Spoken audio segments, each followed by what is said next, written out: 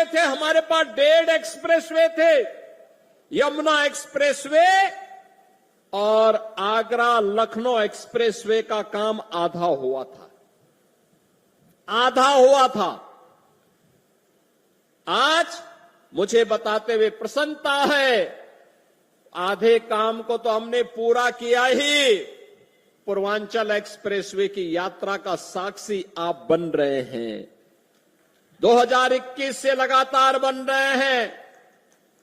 2022 में बुंदेलखंड एक्सप्रेसवे चालू हो गया है, 300 किलोमीटर का है। पूर्वांचल एक्सप्रेसवे 340 किलोमीटर का बन करके पहले तैयार हो चुका है। अब इसकी कनेक्टिविटी सीधे पटना तक के लिए पूरी होने जा रही है। आप याद करिए कि पटना से लेकर के लखनऊ तक और लखनऊ से लेकर के दिल्ली तक की पूरी कनेक्टिविटी कितनी आसान हो जाएगी। 1857 के प्रथम स्वातंत्र समर के नायक वीर कुंवर सिंह ने जब अंग्रेजों को पछाड़ने के लिए आजमगढ़ तक अंग्रेजों का मुकाबला किया था, तब कनेक्टिविटी नहीं थी। अगर उस समय ये पूर्वांचल एक्सप्रेसवे होता तो आजमगढ़ के लोग वीर कुंवर सिंह के साथ मिलकर के अंग्रेजों को मार मार करके खदेड़े होते और फिर यह देश 1857 में ही स्वाधीन हो गया होता। उस समय कनेक्टिविटी नहीं थी, अभाव था, कनेक्टिविटी का अभाव था। लेकिन आज पटना से लेकर के दिल्ली तक की कनेक्टिविटी पूर्वांचल एक्सप्रेसवे देने जा रही है। बुंदेलखंड एक्सप्रेसवे दिल्ली से आगरा होते हुए हम इसको सीधे चित्रकूट तक जोड़ रहे हैं।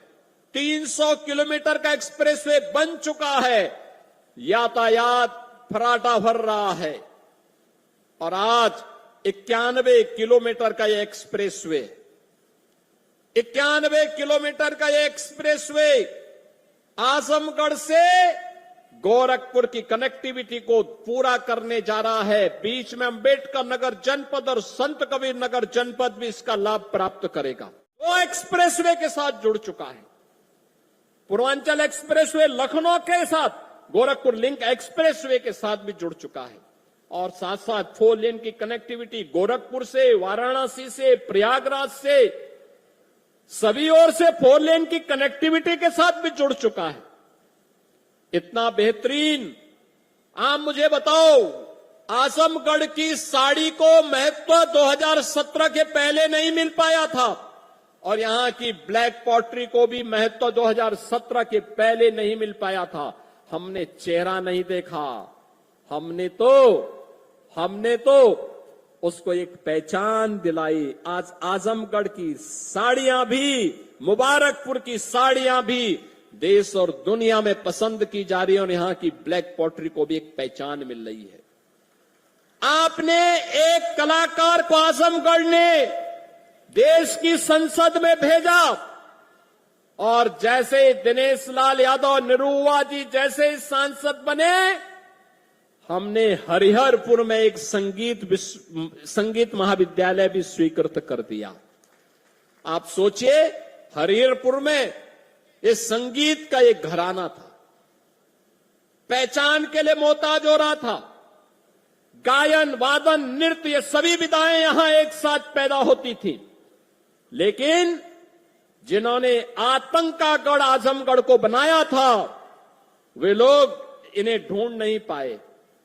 उनके पास इतनी फुर्सत नहीं थी कि ब्लैक पॉटरी को सम्मान दे सके, आजमगढ़ की साड़ी को सम्मान दे सके, हरिहरपुर गांव की संगीत की विधा को सम्मान दे सके, आजमगढ़ में विश्वविद्यालय दे सके, आजमगढ़ को एयर कनेक्टिविटी के साथ जोड़ सके, आजमगढ़ को पूर्वांचल एक्सप्रेसवे के साथ या गोरखपुर लिंक एक्सप्रेसवे के साथ या फिर ये 4 लेन की कनेक्टिविटी के साथ जोड़ सके। जब फुर्सत होगी तब तो कोई जोड़ेगा। उनके पास तो फुर्सत ही नहीं थी। जब संकट आता था, ऑस्ट्रेलिया या फिर इंग्लैंड चले जाते थे, लोगों को उसके पुरसे हाल पर छोड़ देते थे।